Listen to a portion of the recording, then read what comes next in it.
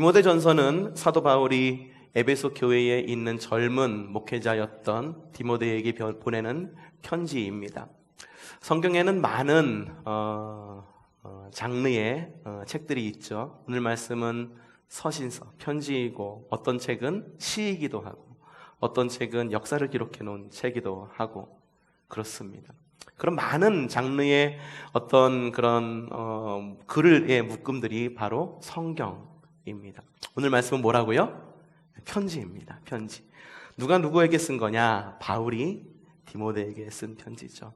목회자인 디모데에게 목회자인 바울이 쓴 편지. 그래서 그 안에는 목회적 조언들이 많이 들어있어요. 그래서 디모데 전후서를 목회서신이라고 부르기도 합니다. 이 디모데전서의 배경에는 에베소라고 하는 지역이 바로 배경으로 삼고 있는데, 당시 에베소는 상업과 교통의 중심지였어요. 철학이 엄청 발달되어 있었고요. 문화와 예술의 도시였었습니다. 지금 우리로 말하자고 한다면은 서울 가운데에서도 강남 한복판 정도가 되겠죠. 그런데 이렇게 교통의 요지이고 상업도 엄청 발달해서 부자였던 동네였지만 이곳 가운데에 가장 큰 어려움이 있었는데, 그게 뭐냐 하면 그 도시를 먹여 살리는 어떤 주된 상업의 중심에 뭐가 있었냐면 아데미라고 하는 여신이 있었습니다. 이 아데미라고 하는 여신은 이게 풍요와 출산의 그런 신이에요. 그래서 아데미 여신을 잘 섬기면은 모든 것이 잘 되는 거예요. 아데미 여신을 잘 섬기면 자녀도 순풍순풍 잘 낳는 거예요. 아데미 여신을 잘 섬기면은 돈도 잘 버는 거예요. 그런 신앙을 가지고 있었던 땅이 바로 에베소라고 하는 지역이었죠. 그래서 많은 사람들이 이 아데미 여신을 생활의 생계의 수단으로 이용했습니다. 목각 인형을 만들어서 사람들에게 팔고, 그리고 아데미 여신에서 신전에서 흘러나오는 여러 가지 재물들로 장사를 하고, 그 땅이 바로 에베소 땅이었었습니다. 그 땅에 심겨진 한 교회가 있었는데 그 교회의 이름은 바로 에베소 교회였었습니다. 에베소 교회는요, 어려움이 많았던 교회였어요. 앞서도 말씀드렸지만 바깥에서는 이 아데미 여신을 섬기는 이방 신들을 섬기는 사람들의 열렬한 아데미 여신 숭배자들의 그러한 막 공격들. 야, 우린 이렇게 사는데 너는 왜 이렇게 다르게 살아? 그렇게 살아도 너게 뭐 좋아지는 거 있냐? 우리 안으로 들어오고 싶지 않니? 그러면은 하나님 버려. 우리 안으로 들어오면 너희 받아줄게. 뭐 그런 사람들. 교회 안으로는 율법에 정통했던 장로들과 그런 율법학자들, 서기관들이 있었습니다. 그래서 목회를 하기에 굉장히 쉽지 않은 그런 곳이 바로 에베소 교회였었어요. 뭔가 설교를 하려고 그러면은요, 뭐 어쩌면 그런 일이 있었을지도 몰라요. 그런데요, 목사님, 그것 좀 아닌 것 같아요. 막 이렇게 손 들고선 이렇게 하는 것들. 뭔가 하려고 그러면은 뭔가 자꾸 더 많이 아는 사람들이 나타나서 뭔가를 어렵게 하는 그런 교회였던 거라고 상상해 볼 수가 있던 거죠. 쉽지 않은 목회 환경이었었습니다. 바울이 바로 이렇게 쉽지 않은 곳에서 목회를 하고 있는 디모데에게 편지를 씁니다. 바울은 지금 감옥에 갇혀 있습니다. 바울 역시 쉽지 않은 환경 가운데 있죠. 그리고 그 오랜 시간 동안 전도 여행을 떠나고 갇히기도 했는데, 이번에는 감옥에 갇힌 것이 그의 생의 끝이다라는 직감을 오게 됩니다. 바로 그런 그때에 영적 아들과도 같은 이 디모데에게 유언과도 같은 편지를 쓰고 있었는데, 그 편지가 뭐라고요? 디모데 전서라고 하는 것입니다. 그래서 이 디모데 전서를 통해서 에베소 교회에 있었던 디모데에게 목회적 조언을 아끼지 않습니다. 어떤 목회적 조언을 아끼지 않았을까?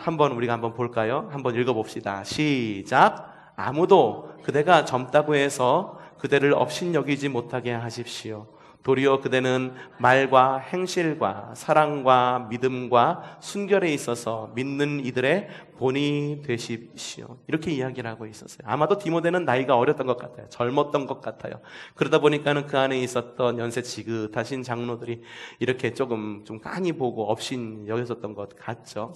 여러분에게도 말씀드리고 싶습니다. 여러분들도 여러분들의 나이가 젊다고 해서, 여러분들의 성별이 여성이라고 해서, 혹은 남성이라고 해서, 혹시 여러분들이 많이 배웠다고 해서, 혹은 적게 배웠다고 해서, 여러분들이 가지고 있는 것이 많다고 해서, 혹은 없다고 그래서 다른 사람들이 업신여기지 못하게 하시기를 바랍니다. 바로 그러한 삶을 살아가시기를 바랍니다. 그러면서 이야기하고 있는 것이 뭐냐 하면은 도리어 말과 행실과 사랑과 믿음과 순결에 있어서 믿는 자의 본이 되는 여러분들 되시기를 바랍니다. 교회에는 정말 많은 사람들이 모여 있어요. 많은 사람들이 모여 있습니다. 많이 가진 사람들도 가지고 있을 수 있을 거고 많이 배운 사람들도 있습니다. 반대로 그 반대에 있으신 분들도 있어요. 생활이 어려우신 분들도 있고 가방끈이 조금 짧아서 아이고 무슨가 뭐를 이야기하더라도 잘 알아듣지 못하는 분들도 계시고, 그리고 이제 연세가 많이 드셔가지고 잘 듣지 못하시는 분들도 계시다라고 하는 거예요. 그럼에도 불구하고 여러분에게 말씀드리고 싶은 것은 바울이 디모데에게 했듯이 한 말과 같은 말로 그 누구도 여러분을 업신여기지 하지 마십시오. 이게 무슨 말이냐면 교회에서 영적 언어로 영적 우위를 점령하라라고 하는 겁니다. 그 어떤 것도 여러분을 업신여기지 않게 영적 우위를 점령하십시오. 그 업신여기지 않는 바로 영적 우위를 그런 선택하는 길이 무엇이냐? 오늘 말씀에서 이렇게 적혀 있습니다. 읽어보죠. 시작. 하나님과 기도로 거룩하여짐이니라.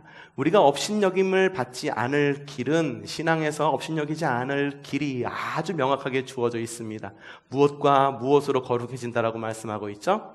말씀과 기도로 거룩해진다라고 이야기를 하고 있습니다. 이 말씀과 기도는요, 디모데에게뿐 아니라 우리에게도 매우 중요한 영적 기초입니다. 말씀을 읽는 성도는요, 영적 건강함을 유지합니다. 그리고 기도하는 성도는 영적 충만함을 경험합니다. 그래서 바울은 디모데에게 이 유언과도 같은 편지 속에서 말씀과 기도로 거룩하여져서 그 누구도 너를 업신여기지 않게끔 성령으로 충만해지고 성숙해져라 라고 이렇게 조언을 하고 있는 것입니다. 여러분들도 말씀과 기도의 끈을 놓지 않는 성도들 되시기를 바랍니다. 말씀을 읽는 성도들 되시기를 바라고요. 말씀을 살아가는 성도들 되십시오. 그리고 기도를 놓치지 않는 여러분들 되시기를 바랍니다. 기도의 자리가 있다 하면은 그 어떠한 것도 다 제쳐두고 기도의 자리에 나올 수 있는, 참여할 수 있는 여러분들 되시기를 바랍니다. 바로 그런 사람이 바로 영적 위에 있는 사람이에요. 그런 사람은 그 누구도 업신여길 수가 없습니다. 그러니 말씀과 기도로 거룩해지시기를 바랍니다. 자, 말씀과 기도 이 두 가지 주제로 이번 주 다음 주 함께 말씀을 들을 건데요. 이번 주에는 뭐를 들을까요? 말씀을 들을까요? 기도를 들을까요? 예, 보통 말씀을 먼저 듣는다고 하는데 오늘은 기도부터 듣도록 하겠습니다. 왜냐하면 말씀이라고 하는 것은 다음 주가 우리 셋째 주잖아요. 셋째 주는 성찬이 있는 주인데 성찬과 말씀은 굉장히 깊은 연관을 가지고 있어서 우선 기도하는 성도가 되자라고 하는 주제로 함께 오늘 먼저 말씀을 듣도록 하겠습니다. 고전적인 정의에 따르면 사람은 호모 파베르라고 이야기를 한다고 합니다. 호모 파베르는 도구를 만드는 존재라고 하는 뜻입니다.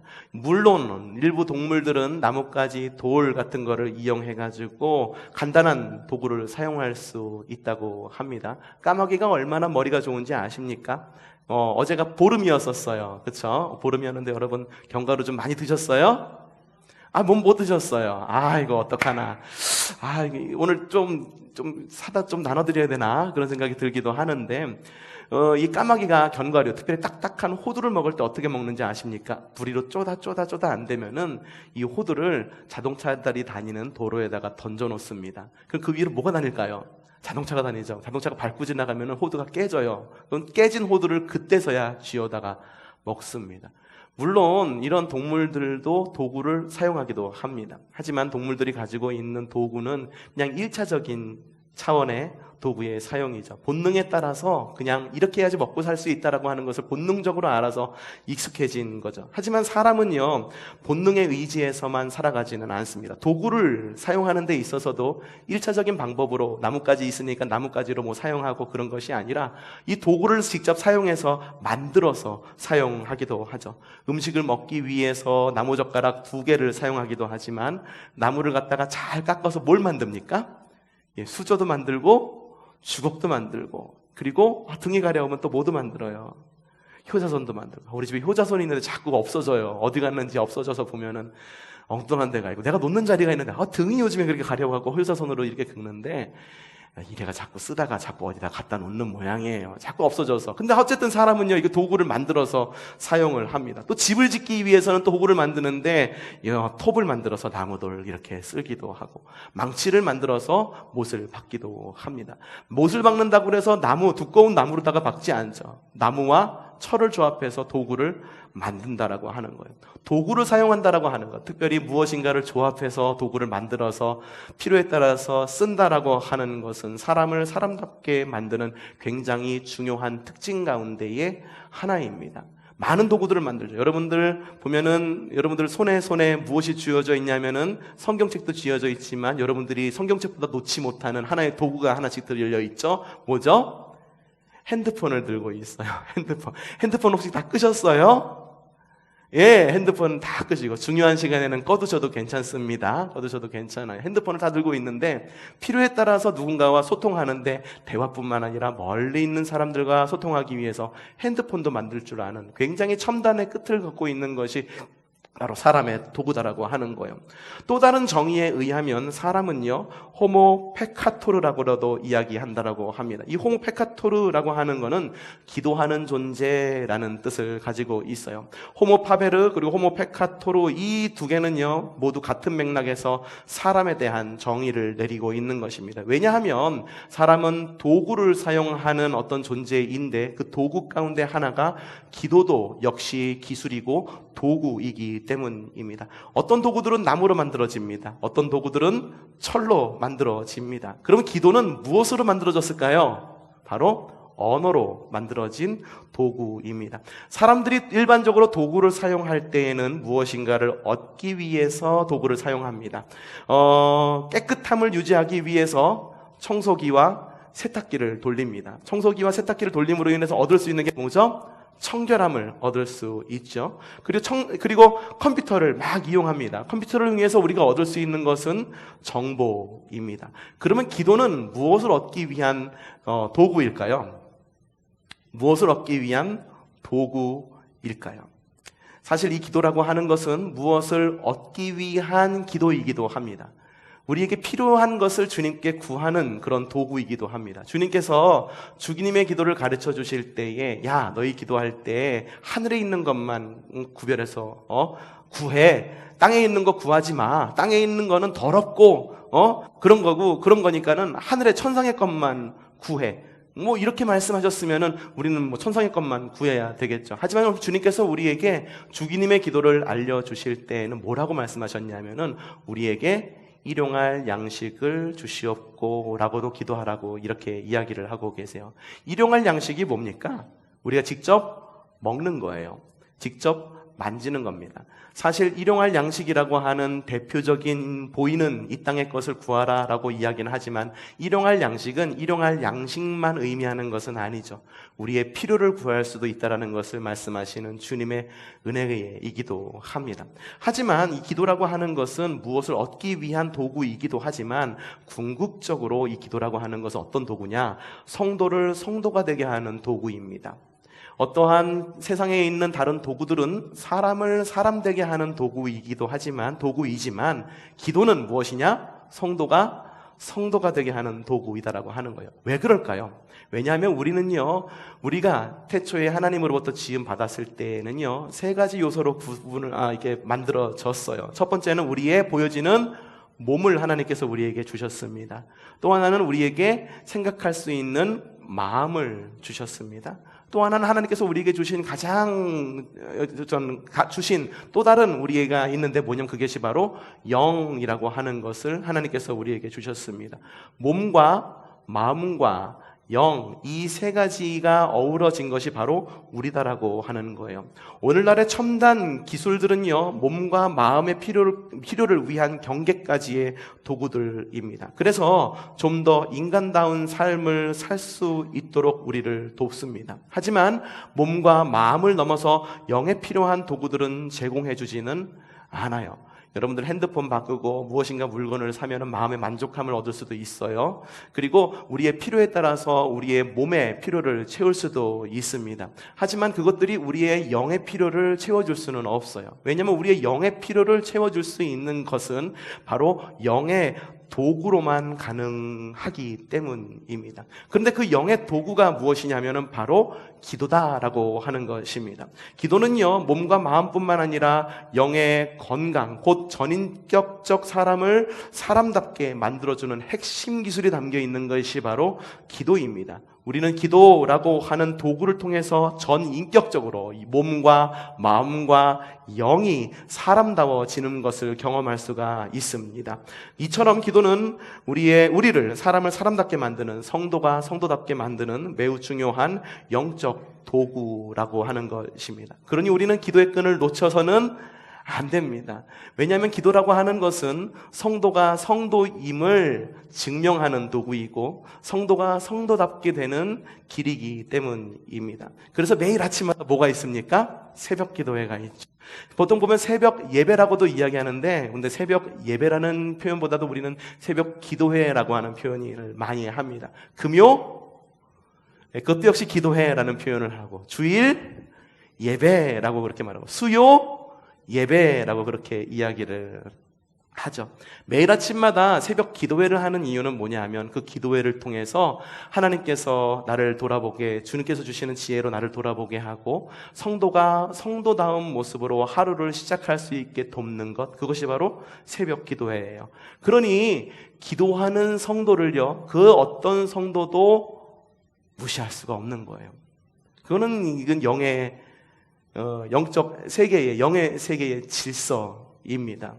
기도하는 성도를 다른 성도들이 무시할 수 없어요. 그 권사님 보면은요, 배운 것도 없는 것 같아, 힘도 없는 것 같아, 연로하셔갖고 아무것도 할 수 없는 것 같아, 사역도 잘 못해, 헌금 생활도 굉장히 좀 있는 그대로 해서 하긴 하지만 볼 때 굉장히 미약한 것 같아. 하지만 그 권사님이 가지고 있는 한 가지 큰 무기가 있는데, 성도가 성도되게 하는 큰 무기가 있는데, 그 권사님이 잘하는 게 딱 한 가지가 있어. 그게 뭘까요? 기도해요. 그 기도하는 권사님은요, 그 누구도 무시할 수가 없는 거예요. 오히려 누구든지 존경을 하죠. 이처럼 기도는 우리의 신앙생활 가운데에 엄청나게 중요한 것이죠. 하지만 기도는 매우 중요한 영적 도구이지만 가장 중요한 것은 아니다라고. 무슨 말이야? 여태까지 기도가 중요하다고 말하고선 기도가 가장 중요한 것이 아니라니. 이게 뭐냐 하면은, 기도라는 행위 자체가 우리를 구원에 이르도록 하는 도구가 될 수는 없다라고 하는 것입니다. 성경에 뭐라고 적혀 있느냐? 한번 읽어봅시다. 시작.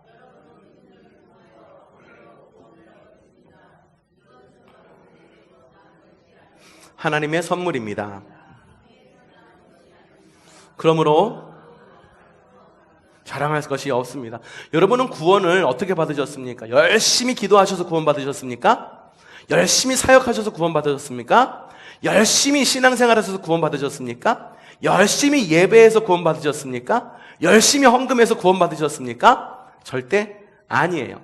기도가 우리의 행위가 될 때에 그것은 우리의 자랑이 될 수밖에 없어요. 나는 기도 이만큼 해. 너 기도 얼만큼 하니? 1시간 하는데 에이 그거 갖고 부족해. 2시간은 해야지. 너 기도 얼마 하니? 나 2시간 하는데 그거 갖고 부족해. 나는 적어도 하루에 10시간은 기도해.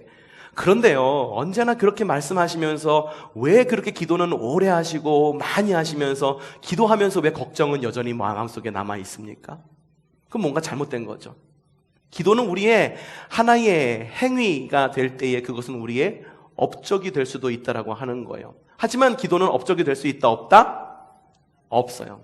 없어. 그렇다고 해서 기도하지 말라는 얘기입니까? 그건 또 아니에요. 기도는 할 수 있는 대로 열심히 하십시오. 하지만 여러분들이 열심히 하는 것이 누군가에게 자랑이 돼서는 안 된다라고 하는 거예요.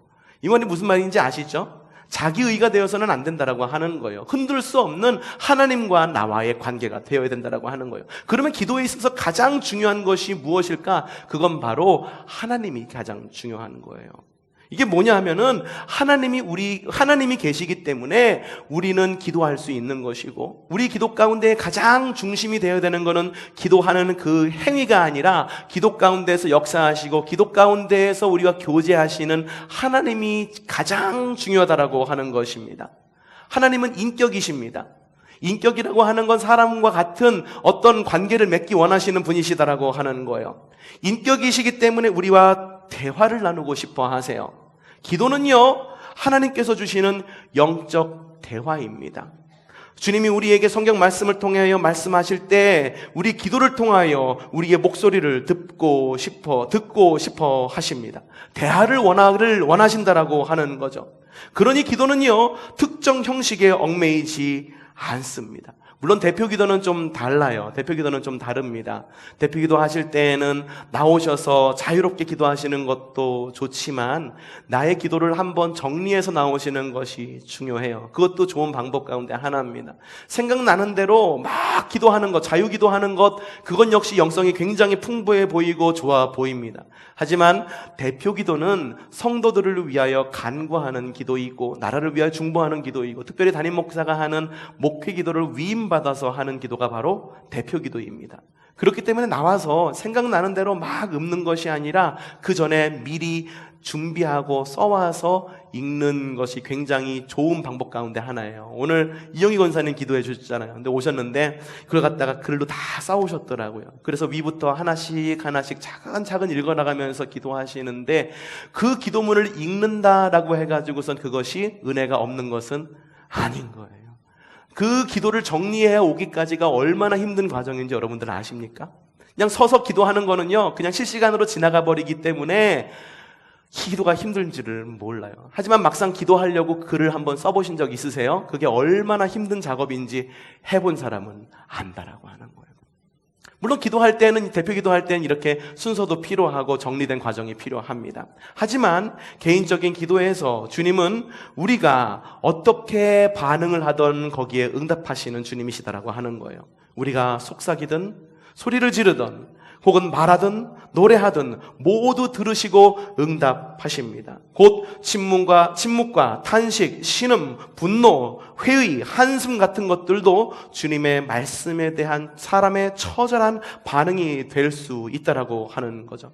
정형화된 언어와 특정 형식만이 응답받는 기도의 조건입니까? 아니에요. 어떤 사람들은 이야기합니다. 뜨겁게 통성기도해야지, 주여 3번 외치고 뜨겁게 기도해야지 하나님께서 응답하시지 라고 이야기하시는 분들이 있어요. 통성기도가 능사라고 이야기하시는 분들도 분명히 있습니다. 어떤 분들은 이야기합니다. 말씀을 읽고 말씀 가운데에 기도를 해야지 그것이 하나님께서 응답하시는 기도지, 그것만이 하나님께서 응답하시는 기도지 라고 말씀하시는 분들도 있어요. 하지만 주님께서는 통성 기도에만 응답하시는 하나님은 아니시다라고 하는 거예요. 주님께서는 말씀을 읽고 하는 기도에만 응답하시는 분은 아니시다라고 하는 거예요. 응답받는 기도의 조건은 어떤 그러한 형식에 얽매인다라고 하는 것이 아니다라고 하는 거예요. 우리가 부르는 찬양, 아까에도 우리가 예배 시작하면서 불렀던 찬양 있죠? 어두움에 밝은 빛을 비춰주시고 너의 작은 에도 응답하시니, 무엇에 응답하신다는가? 너의 작은 신음에도 응답하시는 분이 하나님이시라고 하는 거예요. 우리가 살아오면서 힘들 때에 내뱉는 한숨 소리에 응답하신 하나님이시고요. 하나님이 어디 계십니까? 하나님 나에게 응답해 주세요 라고 말하는 하나님에 대한 그러한 외침의 목소리에도 응답하시는 분이 하나님이시고요. 그리고 하나님 이 세대가 왜 그렇습니까? 라고 하면서 통탄하면서 외치는 그 기도에까지도 응답하시는 분이 하나님이시다라고 하는 거예요.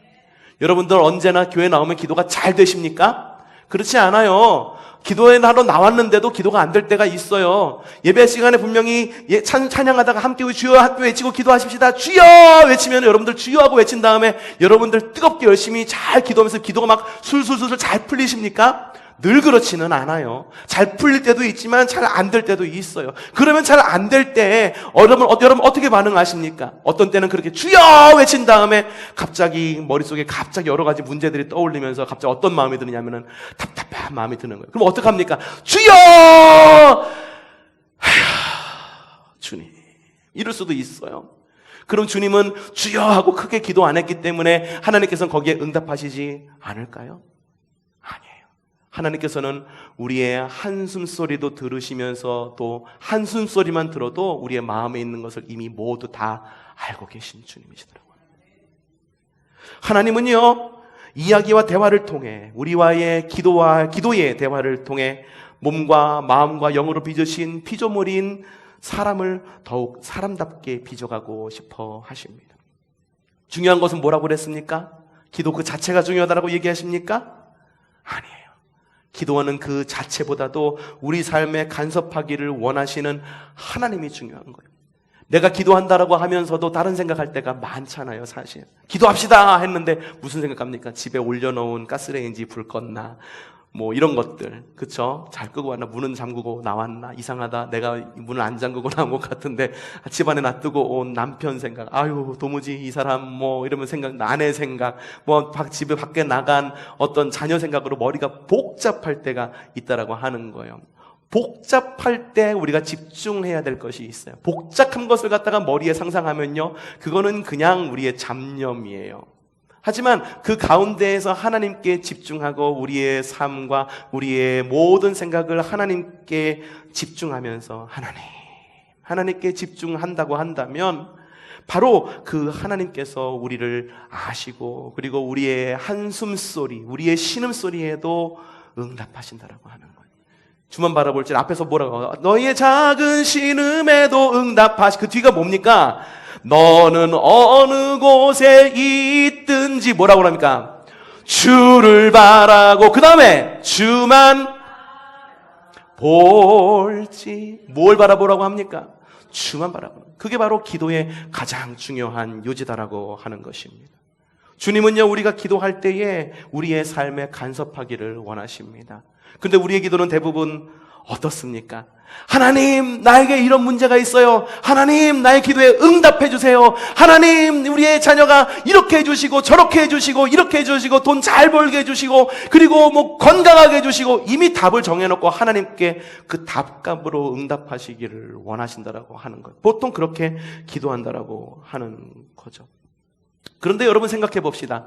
우리가 하나님은 앞에서 이야기했듯이 하나님은 인격적인 하나님이라고 말씀드렸어요. 인격적인 하나님과의 기도는 우리의 일방적인 이야기가 아니라 대화다라고 이야기를 드렸어요. 여러분, 이웃과 친구들과 대화할 때 어떻게 하십니까? 주거니 받거니, 주거니 받거니. 그 가운데 무엇이 들어있습니까? 인생의 희로애락이 모두가 들어있습니다. 누군가와 이야기할 때 기쁜 이야기를 할 수가 있어요. 어머, 아무개 집사님 이번에 땅 샀다면서 너무너무 기뻐. 하지만 속으로는 또 배가 많이 또 아프기도 한 그러한 희노애락이 또 들어가 있기도 한.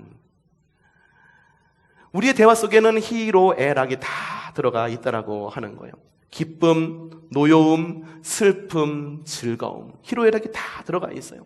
대화란 그런 겁니다. 대화란 그런 거예요. 그럼 우리의 기도에도 역시 무엇이 들어가 있을까요? 희로애락이 다 들어가 있어요. 이거에 대한 희로애락이 다 들어가 있다는 것을 아주 적절하게 보여주는 성경 말씀이 있습니다. 그 성경이 어떤 책이냐면 바로 시편입니다. 시편에 보면은요, 여러분 시편 보면 하나님을 찬양한다라는 말도 굉장히 많이 나와 있죠. 하나님을 경외합니다. 하나님 다스려주세요. 통치해주세요. 하나님을 높여드립니다. 어떠한 일이 있어도 주님만 바라보겠습니다 하는 그런 믿음의 고백이 있기도 하지만, 시편에는요 사람의 탄식도 들어가 있어요. 어찌하여 열방이 분노하며 민족들이 허사를 경영하는고 라고 말하면서 이 세대를 보면서 한탄하는 모습. 하나님, 악인들이 저렇게 아주 흥하고 있는데 하나님은 보고만 계십니까? 하나님 도대체 뭐 하시는 거예요? 라고 말하는 하나님에 대한 어떤 그러한 외침도 들어가 있는 것이 시편이에요. 시편을 읽으면은요, 우리가 과연 어떻게 기도해야 되는지를 잘 알 수가 있어요. 그러니 하나님께서는요, 우리의 기도 가운데 역사하시는 희로애락과 함께 하시는데, 그러니 주님께서는요, 우리가 언제나 대화를 할 때 내 말을 일방적으로 들으시고 알았어 다 들어줄게 그렇게만 응답하실까요? 그렇게만 응답하시는 분은 아니다라고 하는 거예요. 우리가 보통 기도에 응답받았다라고 이야기할 때는요, 하나님, 나에게 이런 기도 제목이 있습니다. 그러니 이런 기도 제목에 맞추어서 이렇게 응답해 주세요. 이걸 이루어 주세요 해서 이루어진 것을 기도의 응답이라고 생각을 합니다. 하지만 그거는 인격적인 하나님이 아닌 거예요. 그건 뭡니까? 램프의 요정 진인 거예요. 지금 문지르는 거예요. 지니야, 지니야, 펑! 하고 나오면 지니가 말하는 거예요. 주인님, 무엇을 도와드릴까요? 내가에게 3가지 소원이 있다. 이 3가지 소원 하나씩 들어주지 않겠니? 알겠습니다. 주인님. 누가 누구의 주인입니까? 누가 누구의 주인입니까? 램프의 지니가 우리의 종이에요. 그렇죠? 근데 우리의 기도는 그런 게 아니다라고 하는 거예요. 우리의 주인은 하나님이심을 믿고 하는 것이 우리의 기도예요. 그러니 주님께서는 우리에게 응답하실 때 어떻게 응답하시냐면은 알았다라고 응답하실 때도 있어요. 하지만 기다려라라고 응답하실 때도 있습니다.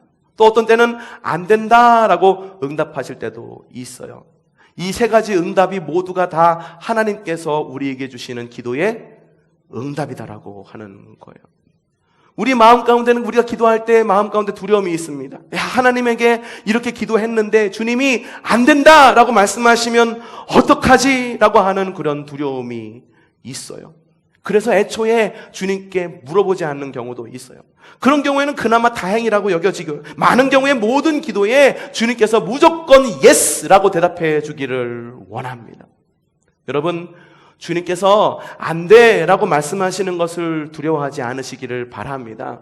부정의 응답이 두려워서 기도를 멈추지 않는 여러분들 되시기를 바랍니다. 성경에 뭐라고 적혀 있습니까? 이렇게 적혀 있습니다. 뭐라고 적혀 있나요? 쉬지 말고 기도하라라고 하는 것입니다. 이 말은요, 그 어떤 상황 속에서도 기도를 멈추지 말라고 하는 주님의 명령이기도 하지만, 주님께서 어떠한 응답을 하시던 그것에 순종하라고 하는 주님께서 우리에게 주시는 그런 명령이기도 합니다. 주님께서 예스를 하도 기도하기를 쉬지 마시기를 바랍니다. 주님께서 기다리라 라고 말해도 쉬지 않고 기도하는 여러분들 되시기를 바랍니다. 주님께서 안 된다 라고 말해도 쉬지 않고 기도하기를 쉬지 않는 여러분들 되시기를 바랍니다. 하나님 간섭하시는 하나님에게 직면하여서 주님 말씀에 순종하는 여러분들 되시기를 바랍니다. 어떤 응답이든 여러분 순종하기를 원하십니까? 하나님께서 그래라 하는 말뿐만 아니라 안 된다 라고 하는 말에도 순종하는 여러분들 되시기를 원하십니까? 그렇게 기도하세요. 왠지 아십니까? 성경에 이렇게 적혀 있습니다. 읽어보죠. 시작.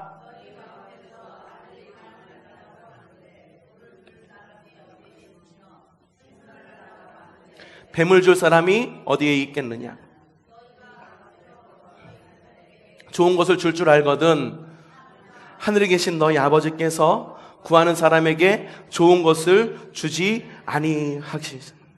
여러분, 주님의 응답은요, 어떤 경우에도 우리에게 유익한 것을 주시는 분이 바로 하나님이십니다. 세상에 있는 그 어떤 부모가 자녀에게 나쁜 거를 주고 싶어하는 부모가 어디 있겠습니까? 아무리 악한 부모라 할지라도 자녀에게 좋은 것을 주고 싶은 것이 부모의 마음인 거예요. 근데 성경에 뭐라고 적혀 있습니까? 하물며 하늘에 계신 너희 아버지께서 구하는 사람에게 좋은 것을 주시지 않겠다. 내가 기도할 때 목표를 정해놓고 기도하는 것도 굉장히 중요합니다. 하지만 주님께서 우리에게 응답하실 때에는 언제나 우리에게 유익한 방향으로 응답하신다라고 하는 것이에요. 처음에는 주님께서 나에게 예스라고 대답하지 않아서 마음 가운데에 실망이 올 수도 있습니다. 좌절감이 올 수도 있습니다. 주님, 여기로 가야 된다니까요. 여기로 가야지 우리 성공할 수 있어. 이 길로 가야지 사업이 잘 되는 길이고, 이 길로 가야지 자녀가 잘 되는 길이고, 이 길로 가야지 부자가 되는 길이라니까요. 주님, 왜 이 길을 놔두고 이 길을 자꾸 가라고 하십니까? 돌아보고 나니